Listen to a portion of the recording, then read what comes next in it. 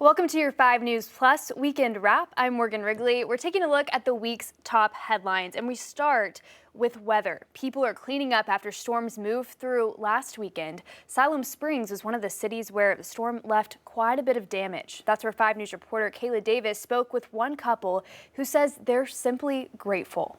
Keith and Rhonda Rutledge just bought this 1920s home 6 weeks ago, but now they're dealing with cleaning up the damage of this old maple tree that toppled over during Sunday's storm.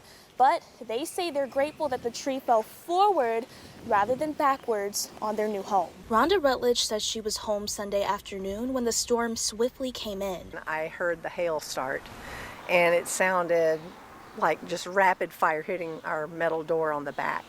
And then I came to the front because I heard a noise, and it was the big limb falling. She says she immediately called her husband Keith to get home, who was downtown at their business Creekside Tap Room. Never seen the likes of leaves blowing.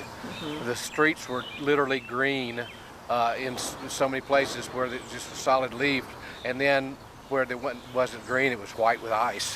While the big maple tree in the front of their home split, Rhonda says they're lucky there was no other damage to their property. When the tree fell, my car over there was parked back farther than it is now, and so that limb missed my car by like a foot, and so I was just like, okay.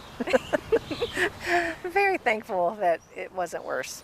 So it's great to have insurance, but you don't want to have to use it. You don't want to have to use it. A downed tree on a nearby power line left them and many others without electricity until Monday morning. They worked all night long and got it open and got it done, and I'm really thankful that they were there. They were really hard workers. When I asked how they'll prepare for more potential damage with the upcoming storms, we're just gonna stay tuned to Channel 5 and watch what's happening. Make sure we've got our safe space. If we need to take cover, we have a safe space, and grab the dog and go someplace safe. Yeah. The Rutledges have someone coming out here to clean up this damage soon, with hopes of preserving as much as they can of this old tree. In Siloam Springs, covering news where you live, Kayla Davis, 5 News. Here's a look at video we shot Sunday after that hailstorm moved through Washington County, left behind a lot of damage to homes and vehicles. AAA says claims for hail damage to vehicles usually end up costing around $6,000, but you'll often pay a deductible if you have comprehensive coverage on your car insurance plan. They also say the time frame for getting it fixed will often depend on if there was any damage to your windshield. Main concern is if you receive extensive hail damage is visibility from your windshield. We know hail can crack and damage your windshield, and certainly you don't want to be driving your vehicle if you can't see out of it to where you can operate it safely. In that case, it would be best to have it towed to an auto shop. Meanwhile, in the aftermath of Monday night's storm, the National Weather Service says EF2 tornado damage is being found across multiple areas in Greenland. From toppled trees to buildings torn apart, residents and response crews have been cleaning, clearing, and considering their options moving forward. One woman says what surprised her the most is speedy help from friends and loved ones who jumped in to clear the damage in front of her home. Samantha Mansell says in over 2 decades of living in Greenland, she has never experienced such strong storms like Monday night. I just saw some debris flying by the window, and the tree that was standing right here, my husband's truck was parked here, and it literally fell over onto my husband's truck, and the noise was so loud, it's like boom. And then we heard another boom, and the tree in my backyard fell towards the fence and took out the fence. The Mansells just paid off their home last year. Thankfully, the house went unscathed. It could have taken out my house because it was the way it was growing towards the house and leaning over my house. Samantha says she's surprised they made it out with only little destruction to their belongings. The tree that fell on my husband's truck surprisingly did minimal damage to the truck. It just a small dent in the hood, and the corner of his passenger side windshield was shattered. But I'm so blessed it still runs. She woke up to plenty of tree debris in their front and backyard Tuesday morning, but it wasn't there for long. Mansell has worked as a paraprofessional for the Greenland School District for years, and she says former students rushed to her aid. They come over, they checked on me, give me hugs. They said, Miss Mansell, we're here for you. Please reach out. We're here, we'll help clean up. We'll do anything you need. You've been there for us. and now we're going to be here for you. Her students and friends spent hours this morning removing the tree off of their truck and getting rid of scraps left in her front yard. I thought this was going to take days, and it just took hours. So for this community to come together like it did, I'm so blessed to be a part of it, and I will continue to be a part of it. That EF2 that hit Greenland was one of 9 confirmed tornadoes in our area Monday. The National Weather Service has confirmed 8 other EF1s in Lincoln, Stillwell, Gore, Snake Mountain, Bunch, Picola, and Shady Point. As just mentioned, Lincoln is another one of those towns where a tornado touched down, EF1 strength, and it tracked all the way over to Prairie Grove. Some of the heaviest damage we found was at DK Ranch. No one was hurt, but the tornado damaged feed mills, storage barns, and a workshop. The ranch's owners say neighbors and other community members have been coming by to help clear debris. That's the biggest deal, and the friends and neighbors come out and help is unreal. There's no, what do you call it? They're just good people. That's what it is. That's what it's all about. Again, EF1 tornado damage was also found near Cane Hill and Stillwell. And severe weather also tore through Madison County. Judge Larry Garrett says most of that damage was from Wesley to Huntsville between Highway 45 and Highway 74. We spoke with one woman who says she and her family took shelter just moments before the winds brought down trees all around them. Pamela Montoya has lived all over the country, but she says she chose Huntsville as home. This is God's country. And the people are amazing here. She says her family has seen some storms before, but nothing quite like this. You could just feel the change in the air. Everything got deathly quiet for a minute. You just knew. She and her son watched trees fall across their yard as they hid in a closet for safety. And the tree right outside the window, he said it sucked it up in the air and then it moved like 4 feet across the yard and dropped on the house. In total, she says at least 10 trees came down, 5 landing on her home. It's like a giant cocoon of trees, couldn't see out. The roof is gone on the backside. My deck is gone. The family lost power days before the storm even hit, and now with damage to their electrical box, they still can't turn the lights back on. Still, Montoya says she's grateful for the help she's received and for her neighbors. Browns came up and cleaned my driveway so that if the next round came through, we could leave. Yeah. Neighbors from down there came up and helped. So Madison County's people I can't even tell you how great they are. In Shady Point, Oklahoma, Trent and Betsy Hathaway say they were watching what they thought was a typical storm from their window, but matters changed in just minutes when a tornado warning on their phone got them to take shelter in the closet. Before they knew it, the home they just finished building 3 years ago was destroyed. Trent says the storm completely ripped away the pillars and covering from his porch, took a large portion of the roof with it, leaving all of their belongings and pets, and only taking their phone and car. They rushed to the nearest shelter at Poto High School. Now they're picking up the pieces. I called our pastor, and he'll laugh about this, but I held it together, not really an emotion. And I called him, and he picked up, and I said, Jason, and just waterworks. I just lost it. And I had to apologize. I'm like, I've been good until now talking to you. And I said, but we need help. We need help. I said, people, trucks, anything, trailers. And he said, I got you, we'll be there. And within 1 hour, this whole area was full of our church family and friends and family. And they came with trucks and trailers, and y'all, they started, I would say probably by 9 o'clock, everyone was here. And by 3 to 4 in the afternoon, they were done and gone. Trent says within an hour, church members, family, and friends all showed up to help. Insurance has helped the place to stay for a few nights, with friends offering a place to stay in the weeks ahead. And a Fayetteville woman is searching for a hero after her 3-year-old daughter was swept over a waterfall at Tanyard Creek in Bella Vista, walked away with no injuries. 5 News reporter Lauren Spencer shares the emotional moments leading up to the rescue and the family's mission to find the man to tell him thank you. The whole way I'm stuck in between God, please, and God, I know you won't. Kaya Livingston and her family have been to Tanyard Creek 3 or 4 times before. The nature's beautiful. But Tuesday's trip turned terrifying rapidly. She was standing on the bridge with her friends. They were throwing in rocks.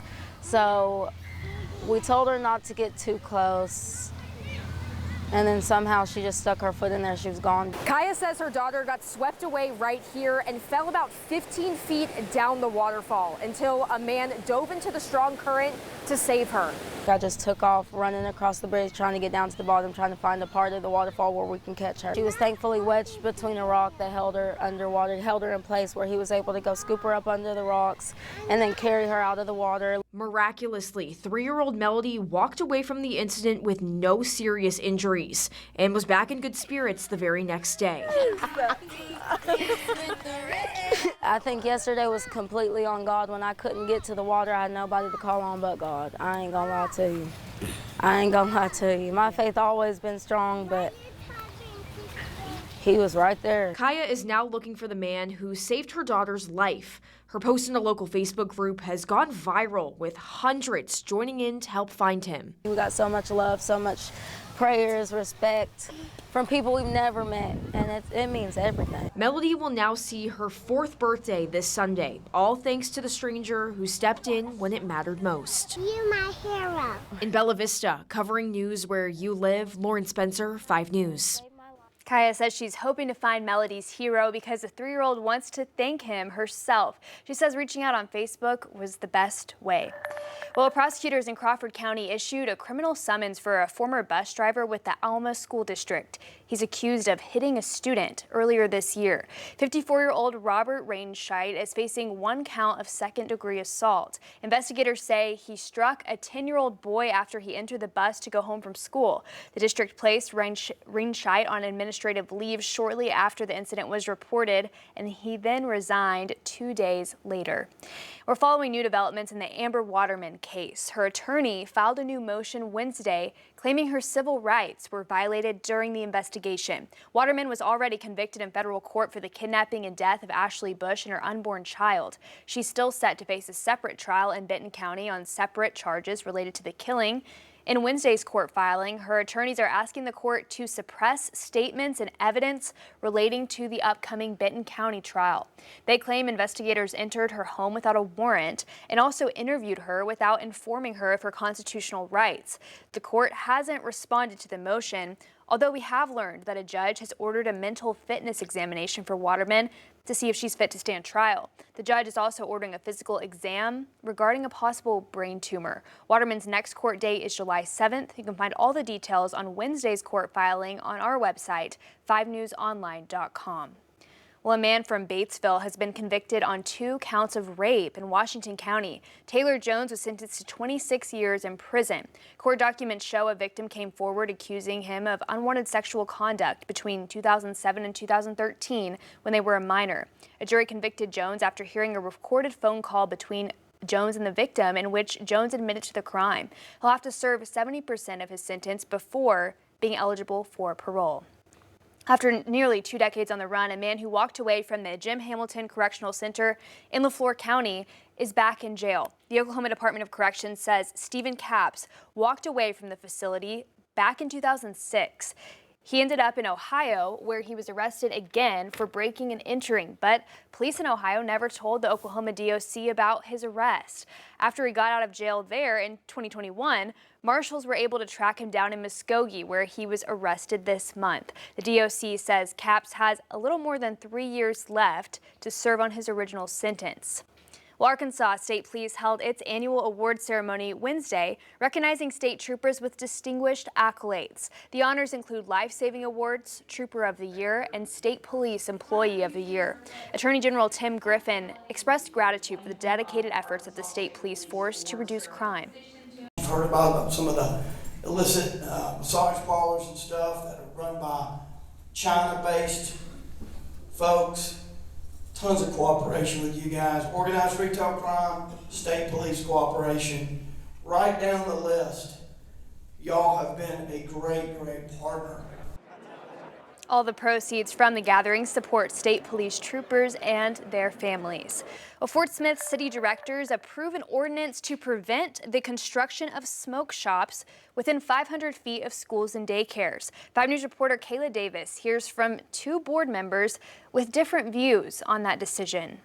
After much deliberation during Tuesday's Board of Directors meeting, an ordinance to prevent tobacco and vape shops from opening within 1,000 feet of Fort Smith schools or daycares was amended to 500 feet and passed. According to City of Fort Smith spokesperson Josh Bufink, 15 businesses sell tobacco products within 1,000 feet of Northside High, and 2 are within 500 feet. Most board members, including Kevin Settle, supported the ordinance, saying it will help protect Fort Smith youth. If you're putting a smoke shop literally 40 feet from a high school, you're trying to target those youth, those people that are young and trying to say, hey, come over here. But board member Christina Katsevich says while she does not support smoking and vaping, this ordinance could affect due process. She sent 5 News a statement saying in part, quote, "Children are not only present at schools, they're in parks, shopping centers, and walking down public streets. If we start regulating the proximity of legal businesses based on where children might be, we open the door to arbitrary and excessive restrictions." When you have smoke shops that are selling products like cotton candy flavor, fruit punch flavors, those are targeting a certain age demographics. Katsevich goes on to say in her statement that she believes the ordinance may have been well-intentioned, but it sets a troubling precedent. She says she was particularly troubled by the board's tone in last week's meeting as members discussed the idea of retroactively revoking a legally issued business license. This new ordinance will not impact any existing businesses within 500 feet of schools and daycares, but does prevent any new smoke shops from being built in those locations. In Fort Smith, covering news where you live, Kayla Davis, 5 News. Walmart says it plans to eliminate roles at its corporate office and global technology team. The Bentonville-based company announced less than 1,500 people would be affected. In a letter, leaders say the move is part of, quote, building for the future. For Walmart US, restructuring is affecting operations teams and the Walmart Connect marketing group for global tech. The changes were focused on simplifying structure. Walmart added it was working closely with associates who are affected. And a new coalition looking to enshrine protections for Arkansas's direct democracy process in the state constitution delivered their proposal for a new state amendment to the Attorney General's office this week. The group behind the effort is called Protect AR Rights. They say more than 20 bills and resolutions filed during the last legislative session were aimed at limiting the ballot initiative process. And the bottom line has been this.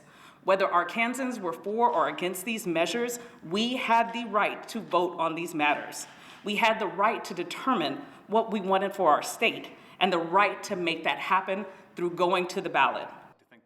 The amendment they submitted is focused on strengthening 3 citizen rights: the right to oppose ballot measures, the right to gather signatures for petitions, and the right for the people to sign ballot measure petitions themselves. And the Arkansas Attorney General's office has approved a constitutional amendment proposed by the League of Women Voters. The amendment targets the ballot initiative process we just talked about. The League says it would block lawmaker interference, speed up legal reviews, and make petitions easier.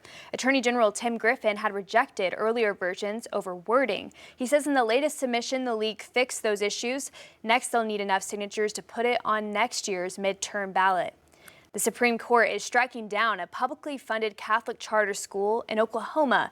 It effectively invalidates a vote by a state charter school board to approve the St. Isidore of Seville Catholic virtual school. It would have been the nation's first religious charter school. The Catholic Church in Oklahoma had wanted taxpayers to fund the online charter school, but opponents warned that it would blur the separation between church and state. Well, summer is almost here, and so is the heat. You may already be blasting the AC, and you may have seen the rumors that tariffs could make it more expensive to keep your air conditioning running this year. Reporter Maya Ellison spoke with those who are already seeing the impacts and what they're doing to balance the costs. Staying cool this summer could come with a price. I mean, the tariff impact is obviously going to impact a lot of aspects of the business, but it's mainly due to price. Corey Miller with Refrigeration Electric Supply Company says news of tariffs impacting AC unit production leaves them bracing for those higher costs.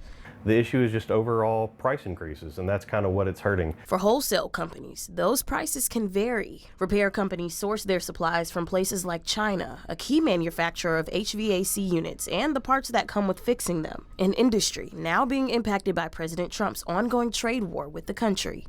The most expensive part of any home is going to be your HVAC unit. It's going to be the most energy consuming. It's going to be the most expensive when needing to replace. And not everybody just has many thousands of dollars just to throw down on an AC machine when their unit kind of stops working. And with the fluctuating costs, local suppliers are also feeling effects. What we're seeing is a 3 to 7% increase quarterly. So, something that might cost $7,000 could turn into, costing $7,500 to $7,400. Thomas says they are doing what they can to make adjustments for customers, but the prices will still eventually impact everyone. But all these manufacturers are having to increase their prices. Then the supply houses are increasing their prices for just the miscellaneous parts that we need to finish changeouts or installs. And then that's just ultimately coming down on us. So that's why we're having to increase our prices as well. That's why he advises Arkansans to plan ahead. Definitely get your AC systems maintenance and serviced every year at the beginning of every summer. That will cause you a lot less headaches down the road. Well, a young Arkansas woman needs help overcoming a staggering cancer diagnosis. Carter Thweet spoke to her family about the insurance issues keeping her from receiving a new treatment. Initially, they told us, lymphoma is pretty easy to treat. We should be done with this in 3 months. The Rogers family of Hot Springs telling me this from a family vacation in Destin, Florida. They took it on advice from Emily's doctors. If there's anything she wants to do it now. So they started another chemo regimen. That one didn't work. So they went to a third one. That one didn't work. But there is hope for Emily, a clinical trial at Kansas University that, while experimental, could cure the exact type of cancer she has. The problem? Because it's out of state, insurance won't cover it. That is the only treatment out there for what she has right now, and that's our only option. And they've basically put a price tag on my child's life. That price tag, nearly $900,000. So the Rogers family, who says they've already gotten so much support from friends, neighbors, and Hot Springs as a whole, will need a lot more. Our oncologist told us, if you don't get this treatment, then, it's only a matter of time, because her cancer is so aggressive. It's something Emily says is by far the hardest thing she's ever had to go through, and something she wouldn't wish on her worst enemy. It's not much easier on her parents, leaving them praying for a fundraising miracle. There's a treatment out there that could save her life, but I just don't have the money for it. That's the worst thing, I'm her mom, and we already feel helpless enough. Carter Thweet, 5 News. Well, Harbor House in Fort Smith is celebrating the reopening of its Big Red House. The treatment home offers residential addiction treatment services for men. They've been at the Big Red House since the early 70s and say the upgrades they're celebrating will allow them to offer new services and meet the needs of the River Valley. We have 44 beds, and so we have expanded our capacity by at least 25%. We don't see that the need for alcohol and drug addiction treatment will subside in the foreseeable future, so the need continues. Harbor House has been offering addiction treatment service in the Fort Smith area since 1966. Well, the University of Arkansas Fort Smith is joining forces with Restore Hope to strengthen family support systems in Sebastian County. This new partnership promises to impact thousands of lives. The initiative, called 100 Families, originated in an UAFS boardroom. It now operates in 19 Arkansas counties and beyond, with measurable success in reducing incarceration and foster care. This fully grant-funded partnership is expected to help grow local leadership and sustainability in the community. Our social work faculty is now going to be partnering with 100 Families, and we'll be able to build this program going forward by using both the sort of key center of the university and the expertise that our faculty will bring to it while supporting the needs of the families throughout the River Valley. UAFS will take the lead in the 100 Families initiative starting July 1st, embedding family advocates in its social work department. The Northwest Arkansas Community College is expanding its athletics program. The school introduced their new head soccer coaches on Monday. Dean Johnson will serve as head coach of the men's team, and Nick Marquez will lead the women's team. The plan is for both teams to take the field for the 2026 season, joining the cross-country program they launched in 2021 to create new opportunities for student athletes. I'm super excited about the opportunity to build a soccer field on campus. I think the opportunity that it opens up for our student athletes, well, of course, for our athletes to be able to play their games at home, but more importantly, even for our students in general, to be able to have intramural games out there, to host festivals on the field, to have events. It's also going to be surrounded by a track for our track team. So that's going to just provide a whole new level of training for those student athletes and provide a walking track for our campus community. Both of the school's new soccer coaches each bring more than a decade of coaching experience to the job. Now up in Fayetteville, the Mount Sequoia Center unveiled their new overlook Thursday. The popular spot has been undergoing renovations over the past few months, including a new observation deck and ways to calm traffic around the area. But leaders at the center say they want people to explore more than just the great views. Mount Sequoia is more than just this overlook. People can come here, start here, and then come explore the rest of the 26-acre campus. Along with the placemaking grant, the project was made possible with the support of Cox Mobile, the Sprague Foundation, and the Fayetteville Restoration Endowment. The Shiloh Museum of Ozark History in Springdale is unveiling an exhibit that showcases a local Black family's journey through American history. 5 News photojournalist Laura Castleman got a special look at why this story is striking a chord with the community. Growing up here and going to neighborhoods where there was nobody like me, and feeling comfortable. Betty Hayes Davis wasn't a name in history books. She was a name in people's hearts. Her legacy is now on display in an exhibit years in the making. One of the few Black families rooted in Fayetteville's earliest neighborhoods, the exhibit tells the stories tied to civil rights, gospel music, church activism, and education, using photos donated by Davis herself. Some of the things that people will experience are kind of difficult because we address the racism, which is a part of our history, but it's also a triumphant story. She just had a heart so big, it was unreal, just absolutely unreal. Sandra Cox helped create the exhibit. She met Davis while caring for her elderly parents. What started as hallway hellos became daily porch conversations and a lasting bond. When she was in hospice and she had so many people I couldn't visit her, the person that was helping her said, well, why don't you leave her a note and I'll read it to her. And I told her I would never stop telling her story, not even knowing that this would come up. The exhibit also reveals how Davis's relatives helped shape the civil rights movement, like the integration of Fayetteville High School by Davis's nephews, her brother's musical legacy, and the family's inclusion in the Green Book, a travel guide listing safe places for Black travelers during segregation. Everyone belongs here, right? Everybody's story is valuable, and a lot of times people don't realize how interested we are in their story. They are just living ordinary lives, and that's the kind of life we're interested in. The exhibit, One Step Higher, 5 generations of a Black Ozark family, will be on display through early 2026. Covering news where you live in Springdale, Laura Castleman, 5 News. Well, thank you for watching the 5 News Plus Weekend Wrap. While you're here on 5 News Plus, you can check out our latest newscast and weather impact forecast on demand, along with original content from the 5 News team. Have a great weekend.